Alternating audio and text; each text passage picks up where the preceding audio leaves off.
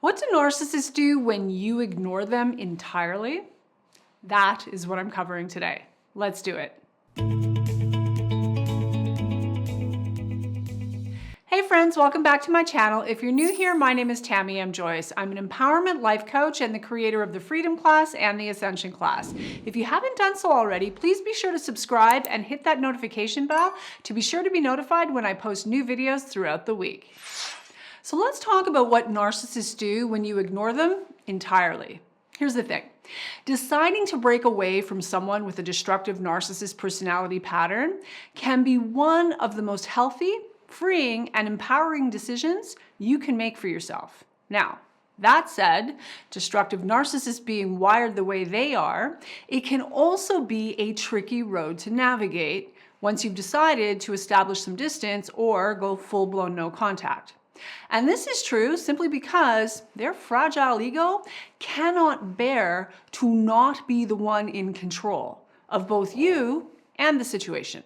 So, one way or another, when you start making moves to distance yourself from someone with a destructive narcissist personality pattern, you can expect that there's going to be some backlash. Now, the typical narcissistic abuse cycle goes like this: idealization, devaluation, and then the discard. And with some time and space, you're likely to be also subjected to some form of hoovering attempt, where the narcissist attempts to hoover you back into the toxic abuse cycle with all manner of gaslighting, manipulation, and deception. But even before that happens, in narcissistically abusive relationships, the silent treatment, stonewalling, and ghosting are some of the commonly used manipulation tactics that are embedded within the abuse cycle. Did you hear that? They get to give you the cold shoulder, use the silent treatment, stonewall, or outright ghost you. That's okay. But you aren't allowed to ignore them. That's against the rules, according to the narcissist. It's their classic rules for thee, but not for me mindset that you're dealing with. Now, to be clear, in any relationship, stonewalling can be the emotional equivalent of cutting off someone's oxygen. The silent treatment is a passive-aggressive behavior by which a toxic perpetrator communicates some sort of negative message to their intended target through nonverbal communication that often only the perpetrator and the target recognize or understand. No one else sees, feels, or even notices, which serves the narcissist beautifully. To be clear, this is a manipulation tactic, commonly used by the narcissist in an attempt to maintain the upper hand in the relationship. When a narcissist gives you the silent treatment, it is meant to devalue you. It is meant to send a very clear message, and it's meant to hurt you deeply. So don't kid yourself. They want you to feel invisible and worthless. Furthermore, it also serves as a way to manipulate and control you. That's right. The primary intended purpose of the silent treatment is to provoke an emotional reaction and therefore manipulate you into jumping through hoops, trying to win back their favor, their attention, and their approval. Believe me, this is precisely why narcissists use the silent treatment and will often give others the cold shoulder, treating them with unprovoked and unwarranted contempt and disdain. They assume you will be as bothered by this passive-aggressive tactic as they would be if they were the ones being targeted in this fashion. And when you aren't the least bit fazed, when you don't fall right into line, dancing like a puppet on strings to the beat of their drum, they'll be sure to take it to the next level. Narcissists are nothing if not predictable. And once you spot the pattern and realize you've been caught up in this abuse cycle, the thing you need to know and accept is that this toxic pattern is not going to change. I can assure you. Once this nonsense begins, it does not get better, not in any real or lasting way. If it looks like things are improving in the short term, understand that's temporary. You are being manipulated and lied to. So, with all of that said, what happens when you turn the tables and dare to ignore the narcissist entirely? Well, to be frank, they hate it. And I do mean hate it. Even if they try to hide that fact, I assure you, fully ignoring the narcissist for any length of time is going to inspire some deeply negative emotions in them. And why is that? Well, if they use these tactics themselves to gain and maintain the upper hand, why are they so bothered when the tables turn? Well, to begin with, people with a destructive narcissist personality pattern are addicted to being seen and perceived as special. And I do mean addicted. And nothing communicates that you are not at all or in any way special more clearly than ignoring them entirely. They also need to be the one in control. And few things communicate you are not in control with more clarity than, you guessed it, ignoring them entirely. When you ignore someone with a destructive narcissist personality pattern, you are demonstrating that they are fully and completely powerless, at least where you're concerned, which they cannot stand. In fact, it drives them crazy. Here's the thing. People on the spectrum of destructive narcissism lack personal power. No matter what things look like on the surface, I assure you, deep down, they are powerless beings, where real and genuine personal power is concerned. And having anything or anyone shine a light and expose their fundamental lack of personal power is painful for the narcissist. Their sense of self-importance is shattered when it becomes clear that they are powerless to affect you, dominate, manipulate, or control you. The influence, control, or hold they may have once had over you is breaking. And this is a serious problem for a destructive narcissist. In addition to exposing their lack of control and personal power, when you ignore a narcissist entirely, you're likely to also trigger all of their deep-seated fear, shame, insecurity, and feelings of inadequacy. No matter how good they are at hiding those feelings, I assure you, they're there. And especially with a more covert and vulnerable narcissist, you'll also trigger their deeply buried subconscious abandonment issues. They can reject, hurt, ignore, ghost, stonewall, abandon, criticize, diminish, and demean you all day long. And you're supposed to just suck it up. But when the tables turn, and they're the ones being ignored, it doesn't tend to go over very well. All of their disowned shadow will be triggered, and you'll suddenly find yourself dealing with a fully activated emotional toddler having a full-blown hissy fit. And when this happens, it's important that you stay safe, be smart, and do whatever you need to do to take care of and protect yourself and anyone else who may be vulnerable. The bottom line is this: rejecting a narcissist in any way is a huge blow to their overinflated, yet incredibly fragile ego. Even the covert narcissist has an enormous ego. They're just better at camouflaging it, initially. The reality is, both the covert and the overt narcissist are split off from their true self and authentic core. So the mere hint of criticism, rejection, or God forbid, abandonment will be very triggering for them and will likely inflict some degree of narcissistic injury, as well as incite narcissistic rage. And if you want to learn more about narcissistic injury and narcissistic rage, you can watch this video here. More than anything though, when you choose to ignore the narcissist entirely, you are cutting off their source of narcissistic supply. Your attention and your emotional reactivity to their hurtful and toxic attitudes and behavior. And when you ignore a narcissist and deny them that emotional and energetic supply, they may very well become enraged and try even harder for your attention, especially in ways that can be terribly abusive.